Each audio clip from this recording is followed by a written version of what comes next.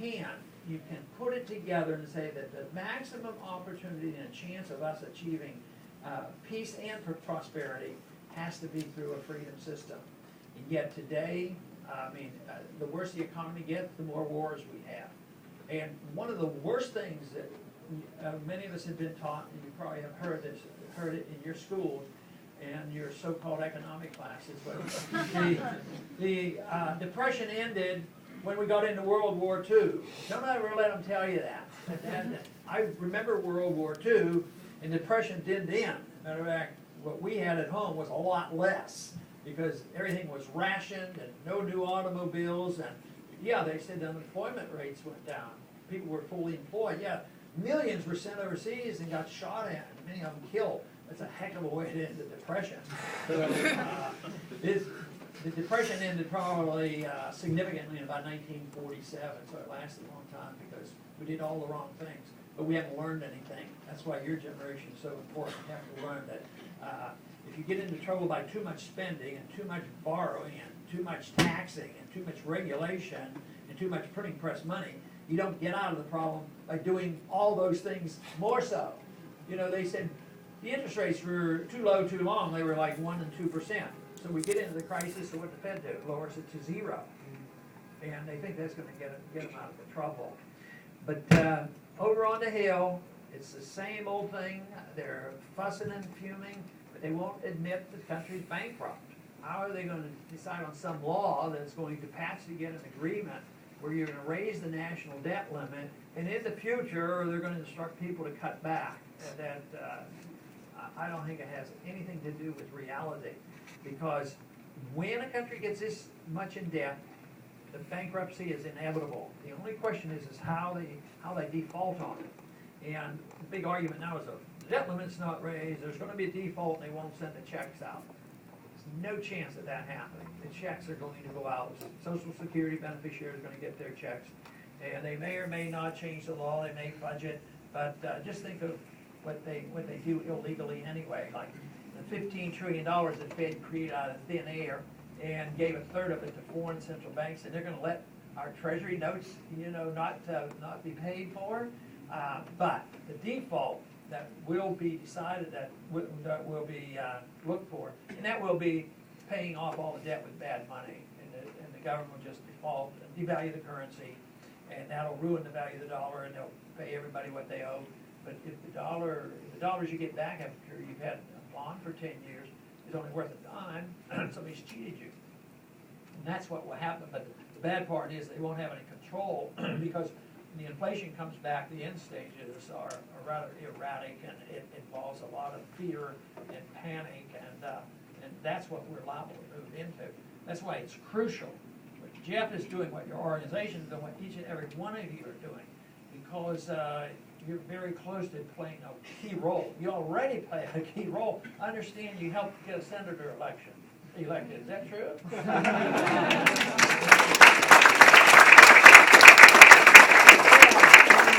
Things like that, you're very much involved, but you'll continue to be involved. And the other thing is I hate to have to tell you this, but you have a bigger burden than most people, because most people go through life oblivious to issues.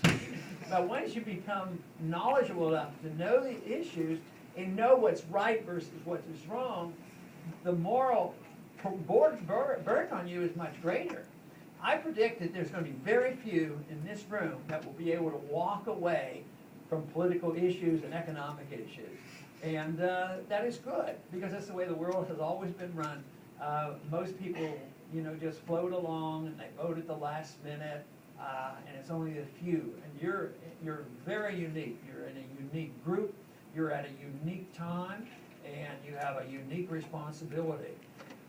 When my young people come to my office and ask, they're really enthusiastic, but they come up with a question frequently they ask, and they say, well, how can I be a congressman?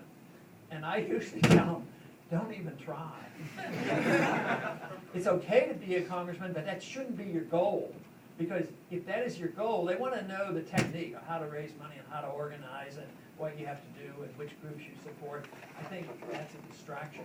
What you want to do is learn, understand how to defend our positions, how not to come across cold and uncaring about people, how the monetary system works, and why non-intervention isn't isolationism, why the people who criticize us for isolationism are the ones who are always wanting to put sanctions on countries and not even allow people to trade with certain countries and doing exactly the opposite. You have to have those answers. So education is key. And then if you're well educated and you want to participate, the one thing is, in a room like this, there's a lot of people who will stay very much involved in direct politics and running for offices and supporting other candidates. There's a lot of other people that might want to be teachers, and they might want to be involved in journalism. They might want to be involved in, on TV, and of course the internet is available to us. And the other day somebody asked me, they were doing one of these special features, and they said, "What question has never been asked by a journalist?" And I said, "Well, I had to think from this. I don't know." I said, "But I know a group of questions they don't ask." And I sort of, it was a young person. I said, I didn't want to blame her for not having asked that question. I said, but I'll tell you what frustrates me is journalists never ask questions where they fully understand what a free market is all about, or have heard of Austrian economics, or why you need a gold standard, or why we need these things. If somebody trained in that and gets into journalism, that's pretty valuable. So that's what will happen. I predict there'll be very few of you will be dropouts. So you're gonna be involved, and you're gonna be uncomfortable if you don't do it. But you have to figure out. But in the meantime, being involved like this and study and understand how practical politics works is fine. But you're also at the age, you're way ahead of where I was at your age, because when I was in college, I wasn't much interested and worried about getting into medical school, and it wasn't that much available to us.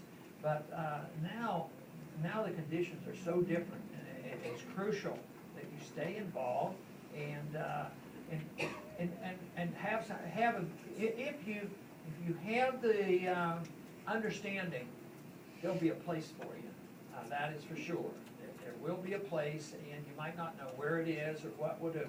But in the meantime, you also have a personal obligation to yourself and to your family and for friends and neighbors. And that is, times could get rough, so you need to know how to take care of yourself. So it is good to be in politics, but you still have to make a living if necessary, and times could be tough. And I feel so fortunate that I was able to practice medicine and make a living. At the same time, I was able to participate in politics and in economics. And my main attraction was dealing with economic policy that sort of led into a political career, so to speak.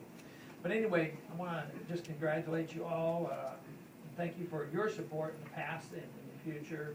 The campaign that I'm currently involved in seems to be doing very, very well. I think we're way, way ahead of where we were before. And there'll be an important event on August 13th. And that's the straw vote in Ames. And it should be where we do well, because so many of you helped. Any of you ever been to CPAC? You know how it works. And they'll come up and they'll say, "Well, you're not ready here or here. You're not up at the top." And so I said, "That's true. Right now, I'm not at the top. But I'll tell you what, I'll compete with any other candidate for the enthusiasm, for the supporters of our philosophy, and I thank you." Thank you.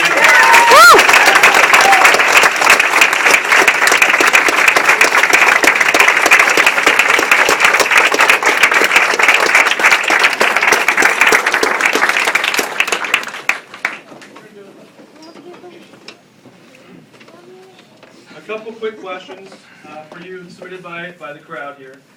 First of all, who was your political hero in your early years, and who inspired you? We didn't have the internet back then. I did not have a political hero in early years.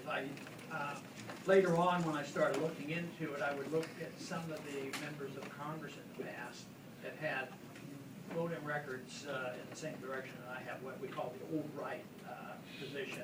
They were really pretty libertarian. and one was Howard Buffett.